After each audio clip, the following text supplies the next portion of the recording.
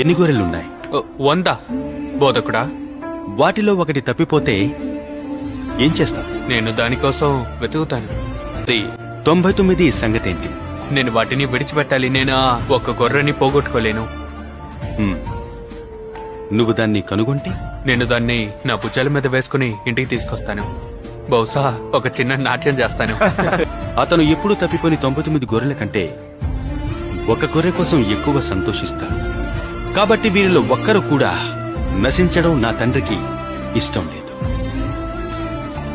అదేవిధంగా నేను మీకు చెప్తున్నాను, పశ్చాత్తాపం అవసరం లేని 99 మంది నీతిమంతుల కంటే పశ్చాత్తాపపడే ఒక పాపిని బట్టి పరలోకంలో ఎక్కువ ఆనందం ఉంటుంది.